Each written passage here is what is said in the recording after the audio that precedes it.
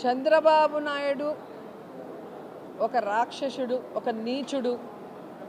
పిల్లనిచ్చిన మామని వెన్నుపోటు పొడుస్తాడు, ఓట్లేసిన ప్రజలకి అన్యాయం చేస్తాడు. తనని ముఖ్యమంత్రి చేసిన ఈ రాష్ట్రాన్ని కారణం లేకుండా తన స్వలాభం కోసం ముక్కలు చెక్కలు చేస్తాడనేది రాష్ట్ర ప్రజలందరూ గమనించారు కాబట్టే, అర్థం చేసుకున్నారు కాబట్టే 2019లో అతన్ని తరిమి కొట్టారు. ఈసారి ఆ 23 సీట్లు కూడా వచ్చే పరిస్థితి చంద్రబాబు నాయుడుకి లేదు. అందుకే వాళ్ళకి మతి స్థిమితం. ఈరోజు చూస్తే మతి తప్పి మాట్లాడుతున్నాడు. ఈరోజు చంద్రబాబు నాయుడు 14 సంవత్సరాల్లో ఏం చేశాడో ఒక్కసారైనా మాట్లాడు. సరే, ఈసారికి ఇంకో అవకాశం ఇస్తే ఏం చేయబోతున్నాడో కూడా ఎప్పుడు మాట్లాడు. ఎంతసేపు జగన్మోహన్ రెడ్డి గారిని, జగన్మోహన్ రెడ్డి వెనుకున్న సైనికులైన మాలాంటి వాళ్ళని దుమ్మెత్తిపోయటం, తన పచ్చ ఛానళ్లతో ఏ విధంగా విషం చిమ్మటం అనేది మనం గమనిస్తున్నాం. కానీ జగన్మోహన్ రెడ్డి గారు తన ప్రతి మీటింగ్లో కూడా తాను ఏం చేయబోతున్నాడు, తాను చెప్పింది ఏం పూర్తిగా చేశాడో చెప్పి, నేను మీకు చేశానని నమ్మితేనే, మీకు అభివృద్ధి కానీ సంక్షేమం కానీ మీ కుటుంబానికి అందిందని నమ్మితేనే నాకు ఓటేయండి అని అడుగుతున్నారు అంటే అది దమ్మున్న నాయకుడి లక్షణం. తాను పని చేశాడు, 100% ప్రజలకి సంతోషాన్ని, అలాగే సంక్షేమాన్ని, అభివృద్ధిని అందించాడు కాబట్టే అంత ధైర్యంగా అడగగలుగుతున్నాడే తప్ప చంద్రబాబు నాయుడు లాగా కుంటి సాకులు చెప్పి తప్పించుకోలేదు.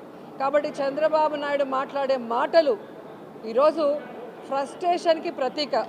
తన కొడుకు చేతగాని వాడు లోకేష్, తన దత్తపుత్రుడు ఎప్పుడేం మాట్లాడతాడో తెలీదు. ప్యాకేజ్ ఇస్తే 5 నిమిషాలు తప్ప ఆ తర్వాత కంటిన్యూయేషన్ ఉండదు ఆయనకి సపోర్టు. అలాగే ఇప్పుడు కొత్తగా 4వ కృష్ణుడిని ఎంటర్ చేశారు. మరి ఆవిడ ఈ రాష్ట్రాన్ని ముక్కలు చెక్కలు చేసిన కాంగ్రెస్ పార్టీలోకి ఎంటర్ అయి, ఈ రాష్ట్రానికి ప్రత్యేక హోదా రాకుండా పార్లమెంట్లో తలుపులేసి అన్యాయం చేసిన కాంగ్రెస్లోకి ఎంటర్ అయి, రాష్ట్రంలో కేంద్రంలో కాంగ్రెస్ 2 సార్లు అధికారంలోకి రావడానికి కారణమైన రాజశేఖర రెడ్డి గారి పేరుని ఆయన మరణించిన తర్వాత ఎఫ్ఐఆర్లో రాసి అవమానించిన ఆ కాంగ్రెస్ పార్టీలోకి ఎంటర్ అయి, ఆ వైఎస్ఆర్ గారి కుటుంబాన్ని ముక్కలు చెక్కలు చేసి వైఎస్ఆర్ కొడుకుని కారణం లేకుండా ఏ విధంగా అన్యాయంగా తప్పుడు కేసులు పెట్టి జైల్లో పెట్టిన ఆ కాంగ్రెస్లోకి ఎంటర్ అయి, స్వలాభం కోసం జగనన్న మీద విషం చెబుతూ ఈ రాష్ట్ర ప్రజల్ని అవమానిస్తుంటే ఏ విధంగా వాళ్ళని ప్రజలు నమ్ముతారు, వాళ్ళకి ఓట్లు వేస్తారో ఒకసారి ఆలోచించండి.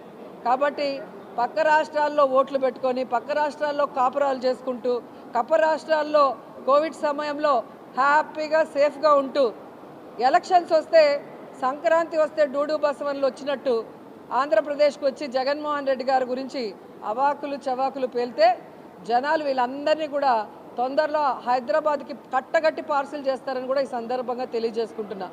జగన్మోహన్ రెడ్డి గారు మంచి వ్యక్తి, మనసున్న వ్యక్తి కాబట్టే తన టైం అంతా కూడా ప్రజలకి సర్వీస్ చేయడానికి, సంక్షేమం అభివృద్ధి చేయడానికి ఉపయోగిస్తున్నాడు తప్ప ఇలాంటి వాళ్ళ మీద ఆలోచిస్తే వీళ్ళెవ్వరు కూడా ఈ ఆంధ్రప్రదేశ్లో అడుగుపెట్టే అవకాశం కూడా ఉండేది కాదు అని కూడా ఈ సందర్భంగా తెలియజేసుకుంటున్నాను.